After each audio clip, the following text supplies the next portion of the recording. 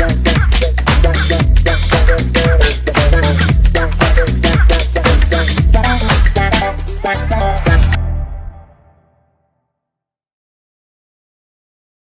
dashurova me djalin jetim, por prindërit më ndan prej tij. Përshëndetje i dashur dëgjues, ndoshta ke dëgjuar shpesh thënie që dashuria nuk njeh kufi, që dashuria triumfon mbi gjithçka, që zemra nuk pyet për pasuri, për gjendje, për origjinë apo për të kaluarën. Por çfarë ndodh kur dashuria përplaset me një realitet të ashpër, me paragjykime, me krenari familjare, me frikëra e zakone të vjetra që nuk lën vend për ndjenjen e pastër të zemrës? Kjo është historia ime, një histori dashurie që lindi në heshtje, u rrit në shpirt, por u vran nga duart e atyre që duhet të më donin më shumë se kushdo tjetër. Prindërit e mi, u dashurova me një djalë ndryshe. Jo sepse kishte pasuri, jo sepse kishte pushtet, por sepse kishte një shpirt të bukur. Ishte i ndershëm, i urtë, i drejtë, dhe ndonë se jeta e kishte përplasur në përfortuna që në fëmijëri. Ai dinte të falte, të buzëqeshte dhe të shpresonte. Ishte jetim.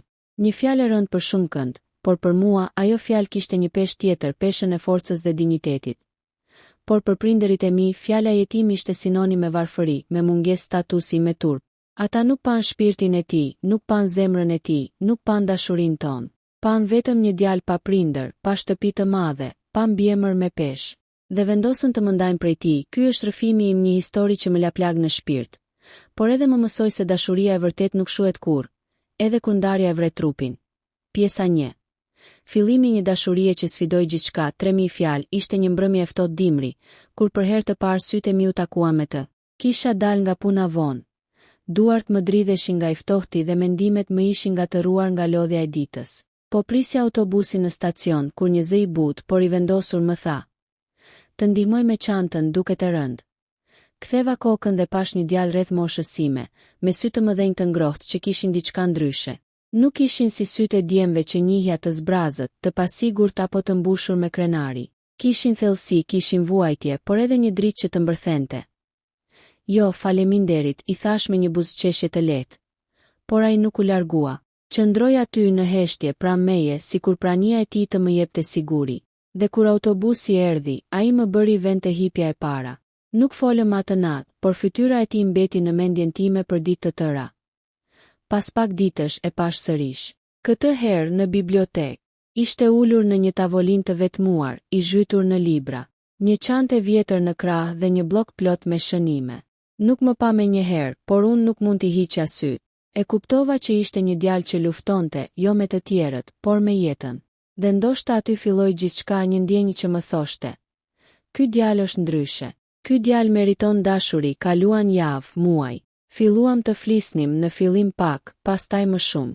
Më tregoi se quhej Ardi, se kishte humbur prindërit në një aksident kur ishte vetëm 8 vjeç, se ishte rritur në jetimore, e më pas kishte luftuar vetë për çdo gjë. Punonte ditën, studionte natën. Nuk kishte askën që ta ndihmonte, por nuk e ndjente veten të dobët. Përkundrazi e quante vete me fat që kishte mundësi të ndërtonte gjithçka me forcat e veta. Unë u magjepsa. Jo nga historia e tij, por nga mënyra si e përballonte. Nga forca, nga ndershmëria, nga mënyra si e shihte jetën. Ai nuk më premtente parajsa, por më ofronte diçka më të vlefshme. Sinqeritet, kur më pa për herë të parë në sy dhe më tha: "Nuk kam asgjë për të të dhënë, veç një zemër që do të doj me gjithë shpirtin." Zemra ime u dorëzua. Ishte ndoshta hera e parë që ndjeva dashuri të pastër. Pa kushte, pa llogari, pa maska, ne u dashuruam. Ishte një dashuri që rritej në heshtje, në mes të librave, në shëtitje të gjata në shi, në biseda të thella për ëndrat e së ardhmes. Nuk kishim luks, por kishim njëri tjetrin dhe për ne kjo mjaftonte. Por jo për prindërit e mi, kur ua tregova fillimisht heshtën. Pastaj filluan pyetjet: nga është, çfarë pune ka, kush janë prindërit e tij? Kur morëm përgjigjet, fytyrat ju ngrin. Nëna ime tha ftohtë: "Jetim", ndërsa babai mbylli librin që kishte përpara dhe më pa drejt në sy. "Vajz, nuk do të martohesh kurrë me një jetim." U përpoqja të shpjegoja, të tregoj se ai është njeri i mirë, i drejtë, punëtor, i ndershëm, se më do vërtet. Por ata nuk dëgjonin. Për ta, dashuria ime ishte gabim. Një rëshitje rinore që duhej ndalur përpara se të bëhej turp. Ata donin dik me emër, me shtëpi, me familje. Dik që do t'u sillte krenari në fshat, në lagje, në dasmë. Jo një djalë që kishte rritur jeta, jo një që vinte nga askundi, u përballëm shpesh. Unë u rebelova. I thash se do ta doja pavarësisht gjithçkaje, se nuk do të dorëzohesha. Por presioni ishte i madh. Nëna qante netëve, babai më fliste me zë të ashpër, më ndaluan të dilja, të flisja me të. E morën çdo mjet komunikimi, çdo shpresë. Por dashuria jon ishte më e fortë. Fshehu razi, i shkruanim letra. Takoheshim në vende të fshehta, në parqet e errëta, në biblioteka, në stacionin ku jemi njohur. Çdo takim ishte një copë parajse. Ai më lutej, nuk dua të ndaj nga familja. Dua të më pranojnë, dua të punoj, të ndërtoj një jetë për ty, por prindërit e mi nuk pranonin as të dëgjonin. Një natë, babai më tha me zë që më ngriti gjakun. Nëse e takon sërish, do të më harosh mua si baba, isha mes dy dashurive. Një dashuri që më kishte rritur dhe një dashuri që më kishte dhënë kuptim. Dhe çdo ditë që kalonte, plagët më thelloheshin. Një ditë, ardhi më pa me lot në sy dhe tha: "Nëse për mua do humbasësh familjen, atëherë nuk dua të më duash më. Dua të jesh e lumtur, edhe nëse kjo do të thot pa mua." Lotët më rodhën si lum. "Si mund të jem e lumtur pa ty?" I thash. Ai më përqafoi fort, më puthi në ballë dhe më tha: "Dashuria jon do jetoj, edhe nëse ne jemi bashkë." Ishte hera e fundit që e pash. Ndarja që më theu shpirtin, por më mësoi çfarë është dashuria e vërtet pas asaj nate. Kur ardhi më përqafoi për herë të fundit dhe më tha dua të jesh e lumtur. Edhe nëse nuk jam unë arsyeja e saj, ndjeva sikur një pjesë e shpirtit tim u shkëput dhe mbeti përgjithmonë tek ai. Ktheva syt mbrapa shumë hera të mbrëmje, me shpresë se do të kthehej, se do të më thërriste, se do të më ndalonte, por ai nuk e bëri. Sepse Ardi nuk ishte egoist. Ai më donte aq shumë, sa që zgjodhi të largohej, vetëm që unë të mos humbisja gjithçka. Dhe unë mbeta në mes të një bote që nuk më përkiste më ditët që pasuan ishin një fer i heshtur. Në shtëpi mbizotëronte një qetësi e çuditshme. Sikur prindërit e mi të ndiheshin fitimtar që më shpëtuan nga një dashuri e rrezikshme. Nëna ime shpesh më shikonte me një lloj dhimbje në sy. Ndoshta e dinte se më kishte vrarë pa dashje. Babai në anën tjetër, sillej sikur asgjë nuk kishte ndodhur, lexonte gazetat e mëngjesit, fliste për politik, qeshte me miqt. Por nuk më shikonte më me të njëjtin respekt. Mbase sepse e dinte që unë, edhe pse isha bindur, në shpirt nuk kisha dorëzuar asgjë, netëve, çaja në heshtje. E mbaja jastë të komfort në gjoks, si të ishte kraharori i Ardit. Kujtoja fjalët e tij, sytë e tij, duart që më mbanin me aq butësi. Nuk mund të përjetoja më asgjë. Gjithçka dukej e zbrazët. Shkolla më duke e padobishme, puna një rutinë e thatë, shoqet nuk më kuptonin. Ata mendonin se ishte vetëm një dashuri rinore. Por për mua ai ishte gjithçka. Një ditë nëna më tha: "Do vish me mua në dasmën e vajzës së hallës. Ka djem të mirë atje, ndoshta ndonjëri nuk e la të përfundonte."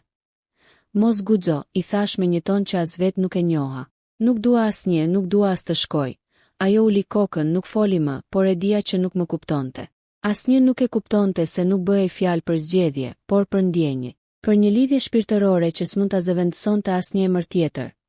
Asnjë pasuri, asnjë djalë i mirë me mbiemër të njohur, kaluan muaj. Jeta më shtyu përpara me forcë. Ashtu si lumi që të tërheq edhe kur ti s'do. U përpoqja të përqendrohesha në punë, të bëja diçka për veten. Por çdo arritje më dukej bosh. Çdo buzëqeshje ishte e rreme.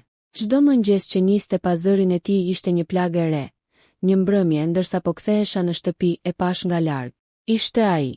Po ecte me hapa të ngadalt, me një çantë të vjetër në shpinë, me fytyrën e lodhur por me syt po aq të ngrohtë. Zemra më rahu fort, por nuk pata guxim t'i afrohesha. Qëndrova në qoshe, e vështrova për disa minuta, derisa u zhduk pas një rruge të ngushtë. Doja t'i vrapoja pas, t'i thosha që ende e doja, që ende më mungonte çdo sekond. Por diçka më mbajti, ndoshta frika se ai nuk do të më donte më, ndoshta ndjenja e faj që e lash vetëm kur më duhej më shumë. Pas atij momenti vendosa ta kërkoja. Kalova ditë të tëra duke pyetur, duke kërkuar ndonjë adresë, ndonjë mik të përbashkët. Por Ardi ishte zhdukur sikur toka ta kishte përpir. Dikush më tha që kishte ikur jashtë për punë. Një tjetër më tha që punonte në ndërtim në një qytet tjetër. Asgjë e sigurt. Dhe unë beta me shpresë që një ditë do të kthehej, se një ditë fati do të na bashkonte sërish. Ndërkohë, prindërit e mi nisën planin e tyre për të më ndihmuar të ecja përpara. Më prezantuan me një djalë, Erionin. Ishte i sjellshëm, i qetë, kishte punë të mirë, familje të respektuar. Nuk kishte asgjë për t'u ankuar, veç faktit që nuk ishte Ardi. Ai nuk më bënte zemrën të dridhej, nuk më mbushte me ndjenja. Nuk më jepte atë ndjesinë e qetësisë që kisha me dashurinë time të vjetër. Por prindërit ishin këmbëngulës. Ai është i sigurt, vajzë. Do të doj, do të respektoj. Haroja atë që së solli gjë. E dija që doni më të mirën për mua, por më kishin marrë gjë më të çmuar lirinë e ndjenjes. U mundova t'i jap vetes një shans. U takova me Erionin disa herë. Ishte i sjellshëm, më sillte lule, më pyeste për ditën time. Por çdo fjalë e tij më dukej e ftohtë, pa shpirt. Ai fliste për të ardhmen, por në çdo skenar që imagjinonte, unë nuk e shihja veten.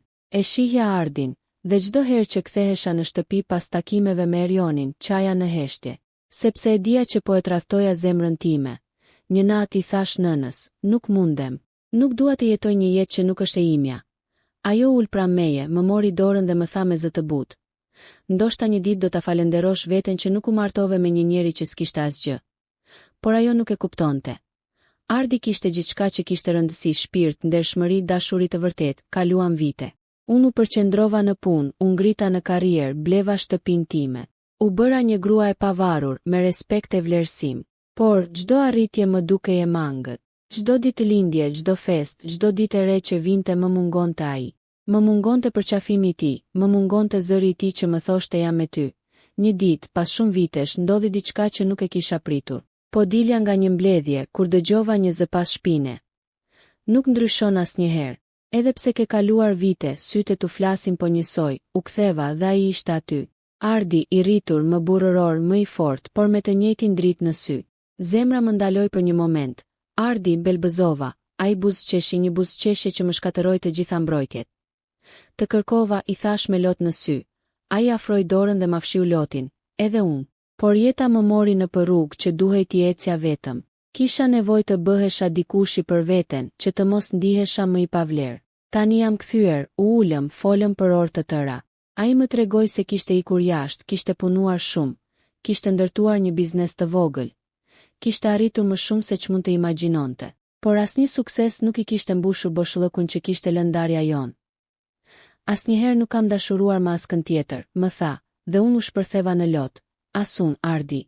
Asnjëherë, por jeta nuk është për rallë. Kishte kaluar shumë kohë.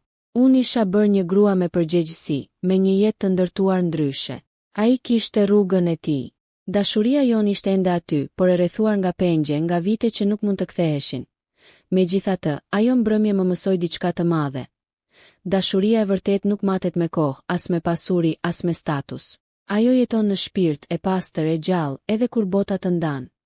U ndam sërish atë natë, por këtë herë jo me dhimbje, por me paqe. Sepse e dinim që kishim dashuruar si pak kush në këtë botë, me gjithë shpirtin, me gjithë zemrën. Rikthimi i dashurisë së humbur kaluam vite. Jeta më ndryshoi, më transformoi, më bëri njëri tjetër. Dashuria e rinisë sime, ajo e pastër dhe e vërtet, mbeti një plagë që nuk u mbyll kurrë. U martova me një njeri që se doja. E bëra vetëm për të bindur prindërve, për të mos qenë më vajza që dashuroi një jetim. Bashkëshorti im, Ariani, ishte një njeri mirë, i pasur, por i ftohtë. Ai më trajtonte me respekt, por kur se ndjeva atë zjarr që më diqte në shpirt kur isha me Ermalin. Në sytë e tij s'kishte dritë, në duart e tij mungonte ngrohtësia, në përqafimet e tij mungonte dashuria, ditët kalonin ngadalë, me një boshllëk që splotësohej. Shpesh, teksa rria pranë dritares, e shikoja qiellin dhe pyesja veten. A është mirë ai? A më kujton? Më kishte mbetur në shpirt ajo premtimi fundit që më tha. Do kthehem, do të marr me vete, edhe sikur të më duhet të luftoj me gjithë botën. Por koha kaloi dhe ai nuk u kthye. U mbylla në veten time, e mbajta dhimbjen si një plagë të shenjtë. Asnjëherë nuk i tregova bashkëshortit tim për dashurinë që lash pas. Ai e dinte që nuk e doja, por nuk pyeti kurrë. Ishte më interesuar për imazhin, për shoqërinë, për bizneset e tij sesa për zemrën time. Kur lindi vajza jon, Alesia, ajo u bë drita e jetës sime. Në sytë e saj shihja një ndriçim që më ngjante me sytë e Ermalit. Ishte si një kujtesë e përhershme e një dashurie që s'u harrua kurrë. Por lumturia që më jepte fëmia im nuk mjaftonte për të mbyllur boshllëkun që ndjeja çdo natë. Një ditë, pas 10 vitesh martesë, fati më përplasi sërish me të kaluarën. Ishte një ditë e zakonshme, po kthehesha nga puna dhe u ndala në një librari për të blerë një dhuratë për vajzën. Dhe aty midis rafteve, dëgjova një zë që më ngriti gjakun në vend.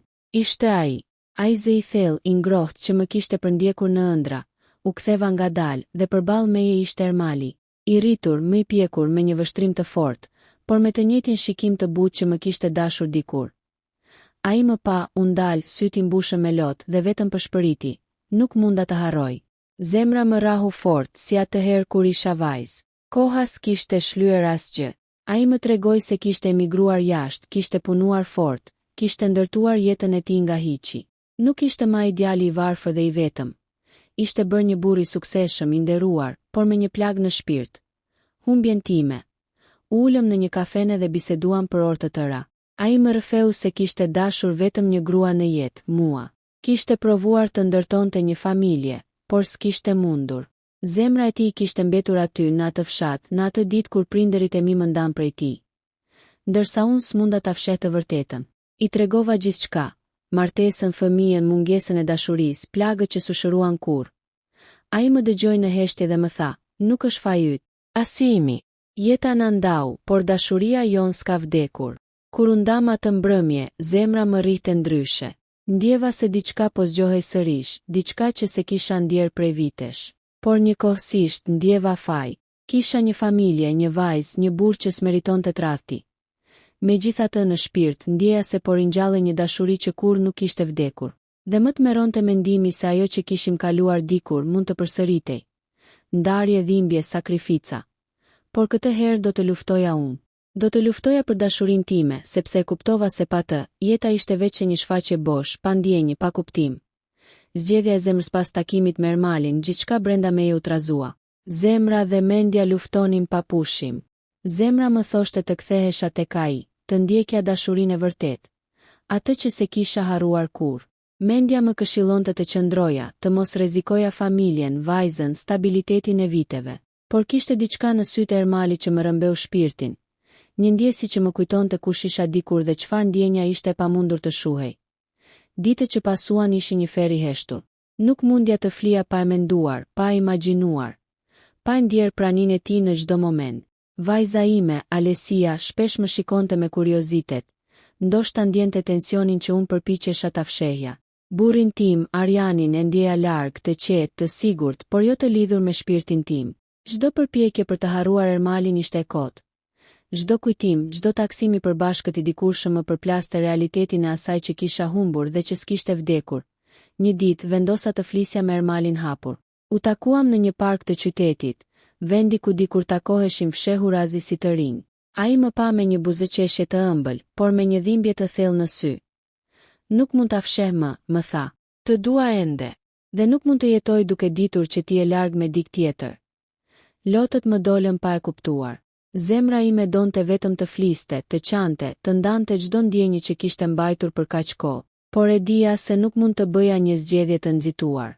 Duhet të isha e drejtë, jo vetëm për veten, por edhe për Alesian dhe për Arjanin. E vendosa të flisja me burrin tim. Ishte një bisedë e dhimbshme, e gjatë dhe e sinqertë. I tregova gjithçka. Ndjenjat e mia të pashuar, takimin me Ermalin, plagët e së kaluarës që kurrë nuk kishin shëruar. Arjani më dëgjoi në heshtje. Fillimisht u zemërua, lotët ju mbushën syve, por më pas më tha. Nuk mund ta ndaloj zemrën tënde. Nëse dashuria jote është për dik tjetër, nuk mund të jetoj me gënjeshtra. Dua që të jesh e lumtur, fjalët e tij më tronditën. Një burr i madh që nuk më kishte mbushur zemrën me dashuri. Tregoi një bujari që asnjëherë nuk e kisha pritur. Ishte një dhuratë e vërtetë e lirisë. Pas kësaj vendosa të takoja Ermalin përsëri. Për herë të parë pas shumë vitesh mund të flisja hapur, pa frikë, pa pengje. Ai më priti me krahët hapur dhe ne përqafuam njëri tjetrin si dikur, por më i fortë, më i pjekur, më i vetëdijshëm për çfarë donim vërtet. Tani nuk ka pengje, i thash. Tani nuk ka frikë. Vetëm ne, po, vetëm ne, më tha ai dhe qeshi me lot. Kështu filluam një kapitull të ri. Nuk ishte e lehtë. Kishte gjykime nga njerëz të tjerë, dyshime, frikë. Por çdo hap i vogël për të ndalur pranë tij, për të ndarë jetën dhe ndjenjat, ishte një hap drejt lumturisë së vërtetë. Alesia, vajza ime, e pranoi me kohë. I tregova se kush ishte Ermali, historia e dashurisë tonë. Dhe pse zemra ime nuk e kishte harruar. Për habin dhe lumturinë e saj, ajo më kuptoi, më mbështeti dhe më tha. Nëse ti je lumtur, unë jam e lumtur, dhe kështu pas kaq shumë viteve ndërtuam një jetë të re së bashku. Dashuria jon nuk ishte vetëm e rinisë, nuk ishte e thjesht, por ishte e vërtet. Një dashuri që kishte kaluar ndarje, vuajtje, pengesa dhe kohë, dhe megjithatë kishte mbjetuar. Mësimi më i madh që mora. Zemra nuk haron kur atë që do vërtet. Dashuria e vërtet nuk matet me kohë, as me pasuri, as me pengesa. Ajo thjesht ekziston dhe në momentin e duhur, ajo kthehet dhe të gjen, sado e gjatë dhe e vështirë të ketë qenë rruga. Në fund, ajo dashuri që dikur më kishte lënë pa frym, më riktheu jetën, më mësoi fuqinë e shpirtit dhe më tregoi se lumturia e vërtetë është kur e ndjek zemrën pa frikë.